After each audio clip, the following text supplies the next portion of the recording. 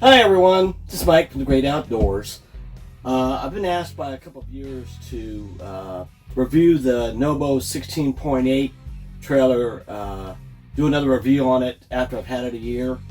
I've got one up on my YouTube channel that goes over the trailer pretty good. It's been a year. I have good things to talk about it, and I have some bad things to talk about it. So most of the things that I ran into wasn't anything that the typical camper couldn't take care of themselves. Part of my problems was dealing with the dealer that I bought the trailer from. From the very beginning, I had some problems with it, and they really didn't want to listen to me too much. Part of the problem was probably a mile down the road after I picked it up, it didn't feel like the brakes were working. I called the dealer and I asked them about it. They told me it's probably your truck. My truck was 3 years old, I think. Everything worked on it. I've been towing for 30 years. I know what brakes feel like when they're working and not. The trailer brakes weren't working. That's the first part of the story. So that's going to be the first thing I talk about here. The big thing about the brakes on these, after going back to the dealer and they kept telling me it was my truck, I raised quite a bit of fuss over it. I even brought the trailer home and started working on the brakes myself after they wouldn't support me.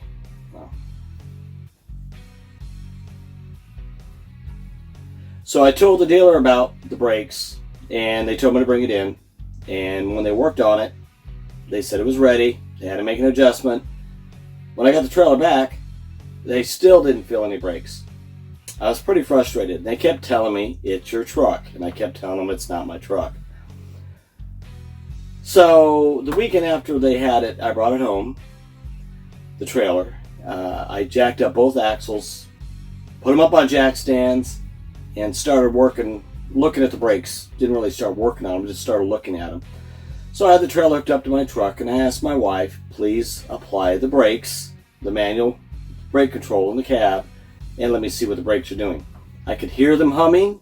I could hear them on both sides make noise, but I could still turn the wheel, even with the brakes fully applied. So there's a problem.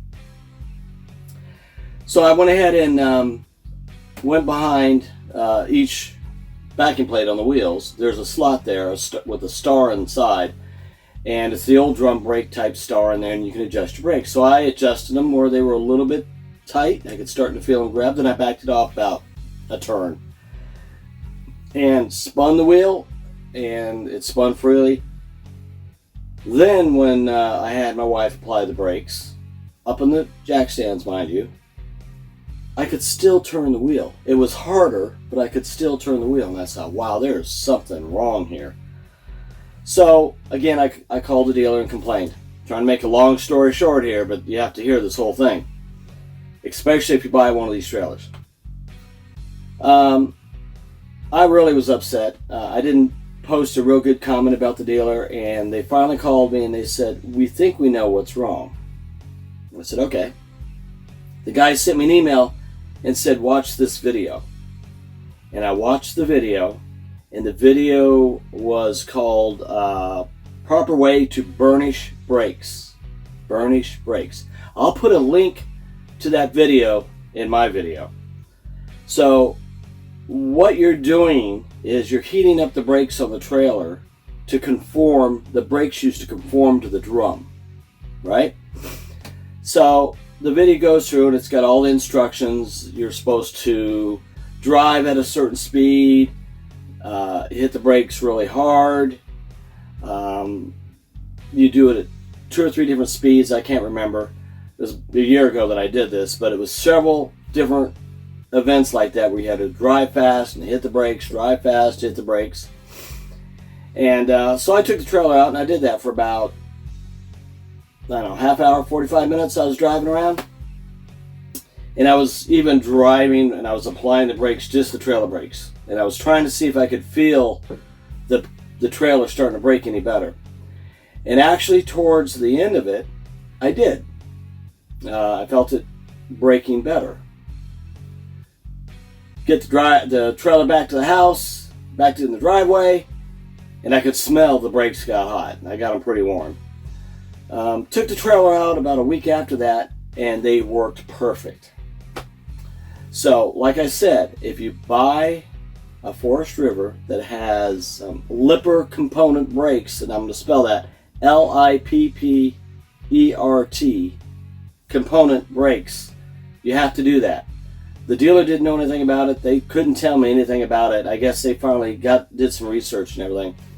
But it is a must do. That was my first problem. Again, the link will be below, and you can check it out for yourself. Second thing I had a problem with. Some strange reason, we were doing some camping 5 hours from where we live, and we were in a Devil's Backbone campground, full hookups. And for those of you that have ever stayed at campgrounds like that, you don't leave your tank open and just let all that stuff drain down there. You have to go out there periodically and dump your tank, so it'll drain properly down in there. So we were there about 3 days, and mind you, this is COVID time. And I looked at the tank, and there was 3 of us in the trailer, and it was 3/4 full. And I decided, well, it's probably a good time to drain the tanks. I went to drain the tanks, and I pulled on the handle, and it did nothing. Nothing came out. And I thought, oh, this is not good. So I went out there, and I thought maybe the cable came off, so I took off the underlayment of the trailer. I crawled up there. Everything was working. Everything was connected. Everything was doing, it looked like what it was supposed to be doing. At that same day, some outbreak happened at Devil's Backbone, and they closed the park. When they closed the park, they closed the restrooms and the showers and everything else. So we had to leave, because at that point we had no toilet, we had no shower, we couldn't do anything. So I took the trailer back to the dealer, and it was actually the same time I took it back for the brakes. So I complained about the brakes and the black water tank. I went to pick it up. They said there was nothing wrong. There was nothing in the tank. Nothing in the tank. That's not possible. So I don't know what happened or what they did. But I know what I did. I exercised that cable. It was working then after I got it back. I exercised the dark water tank. It's a pretty long cable, and it kind of snakes its way underneath the trailer. It's probably 3 or 4 feet longer than what it needs to be, so it was binding up. And it had a little bit of rust towards the end, right where the handle pulls out. So I lubricated, I cleaned it up really good. The trailer's coming out of hibernation now. We're getting ready to take it out in 2 weeks. We'll see how that tank works.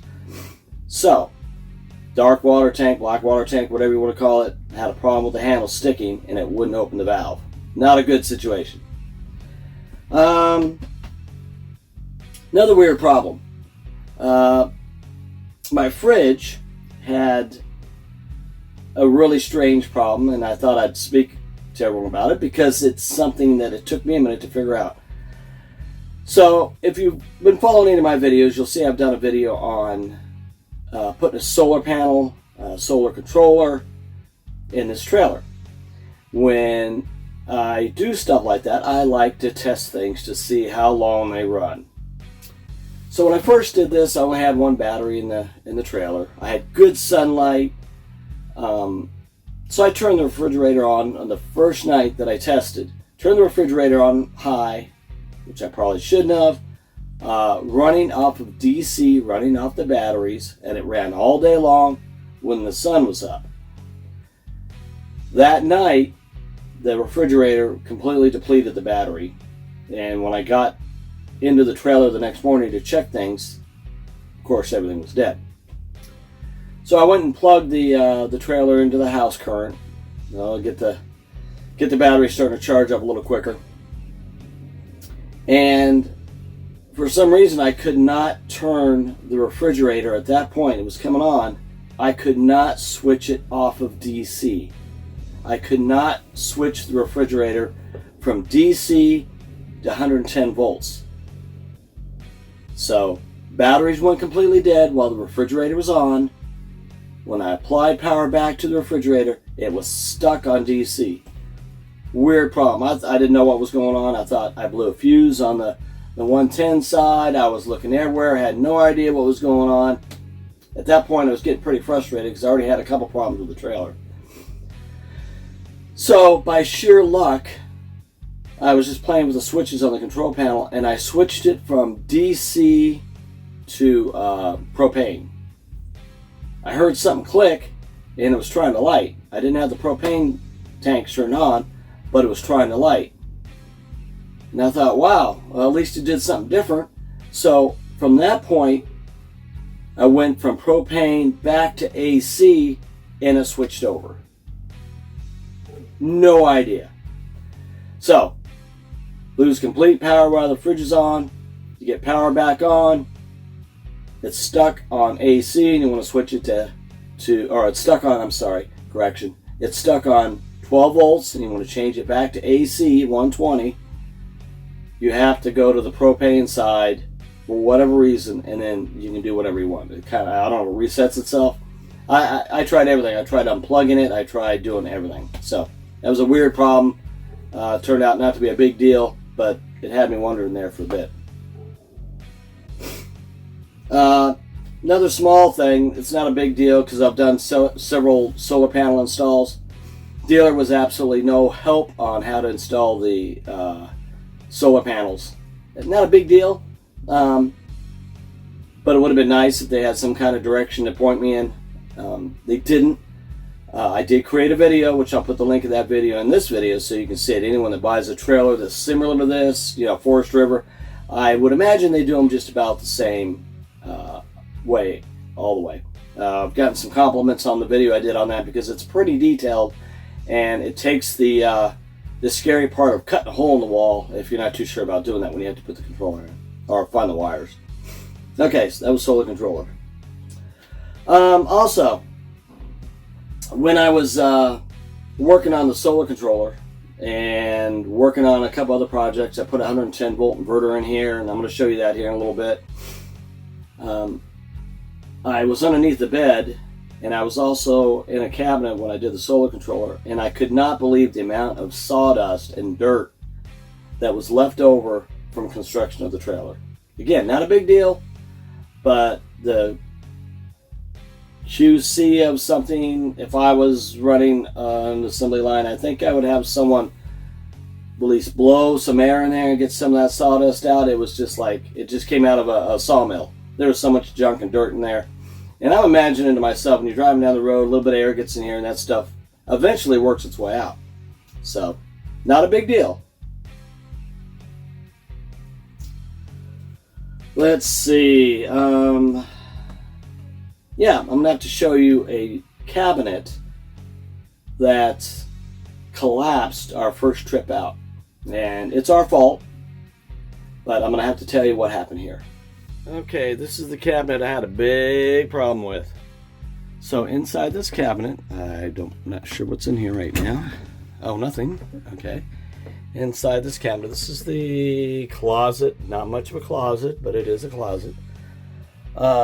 This bottom piece right here, we put a case of water in there, didn't think anything about it. And it ended up, when we got back home, this had completely collapsed. And what I found is that on the underside, I actually took this drawer out right here. So I had to go in there and repair everything. There was a couple real small little pieces of wood, real small, and not enough to even hold up a pair of tennis shoes. I might be exaggerating, but it was crazy. So I pulled it all out, and I reinforced it, and I put a new frame all the way around on the inside, and 3 or 4 cross pieces, and one down the center. I could probably sit on that right now and it would hold me.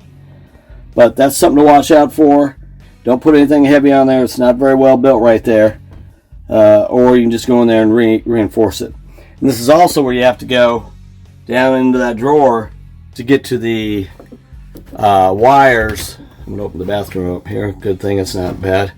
You have to go into that underneath there to get to the wires for the solar controller, which you have to cut a hole if it's not already there. So just have to reinforce that, and it should be good. Now, I haven't carried any more water in there, but I've carried other things. Just something to look out for. One more thing while I'm over here. I had one viewer that was upset with me because I didn't review the drawers in the trailer.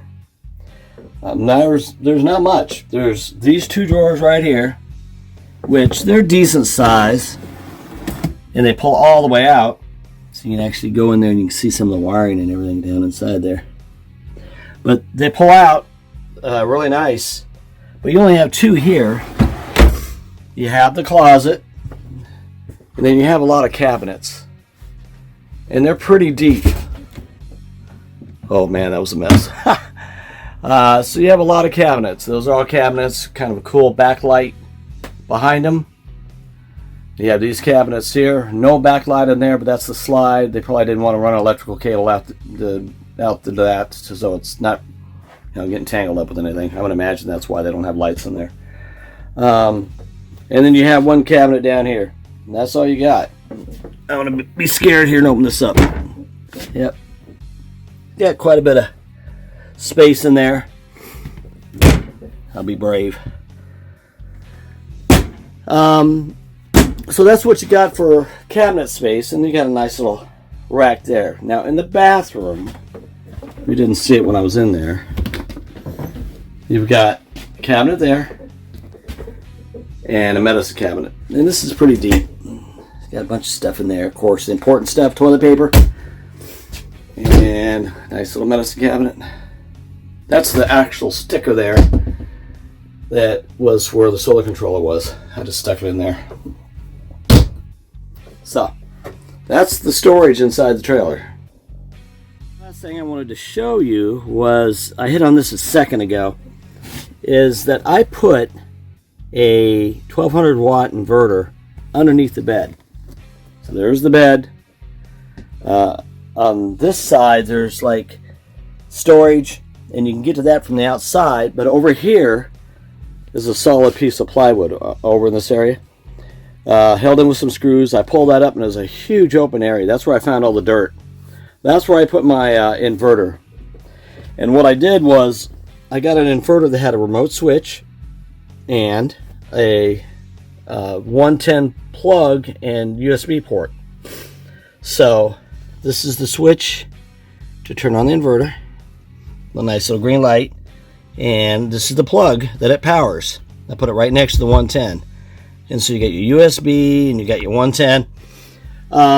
I've used it a couple times, but you never know when you just need some 110 for whatever. That's why I put it in here. Didn't have it in there before, and I thought it actually came out pretty nice. So that was my get around for needing a quick 110 volt for something, a blender or who knows what. It can power quite a bit at 1200 watts. I think that's what it was. It doesn't make any noise or anything, but it works great. And there's, like I said, lots of room underneath the bed to mount that thing. Let's shut this off. All right, let's move on. So, what does this all mean? Do I like the trailer or do I hate the trailer? I love the trailer. Yeah, it had a few issues. I was able to work through them. Not a big deal. Some people may have a problem with it. I love working with my hands. I love solving problems. I love fixing things. Not necessarily something brand spanking new, but I got over it. And it was, maybe a lesson learned there somewhere. But I hope this helps somebody else that's looking at a trailer like this, and they might have a similar issue. Hopefully this video might help them out a little bit. I really hope so. What do I love about the trailer? I love the size. I love the layout, the colors. It's got everything. The lighting in it's great. It does come with a 12 volt TV. It's not 110, so you can watch TV whenever you want. It's got a roof rack. The roof rack is so big, I've got 2 solar panels up there, and I can still put 2 kayaks or 2 canoes on the roof along with the solar panels. So that's pretty good. It does have an exterior propane connection for a barbecue, which I carry on the back of the trailer that I roll out there. It's got lots of storage space on the inside. It's got an inductive microwave oven. I mean, shoot, for a little 16.8 Nobo trailer, it's got a lot going for it. The only thing that might make it a little better is if it had maybe a few more drawers or something like that. But I guess it's hard really, for what they did. It's a really unique and compact, but yet spacious floor plan.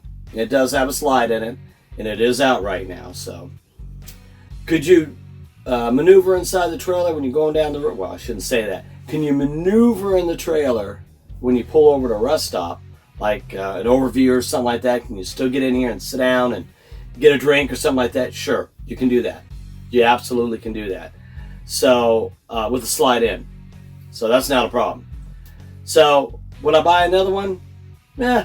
If I destroyed this one, I might. We were looking at some of the smaller teardrops before we got this one. I think this was the better choice, because the teardrops, one of the things that we were looking for was we did not want to have to make the bed every night.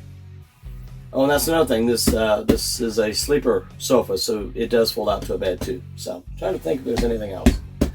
Thermostat controlled AC, which is really nice. And nice large bathroom. That's another big plus on here. Really large bathroom for a small trailer.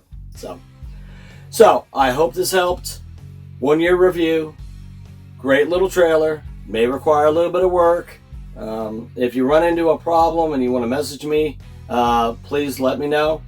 I can take a look at my trailer to see how something is. If you need help figuring something out, I can try to help you out.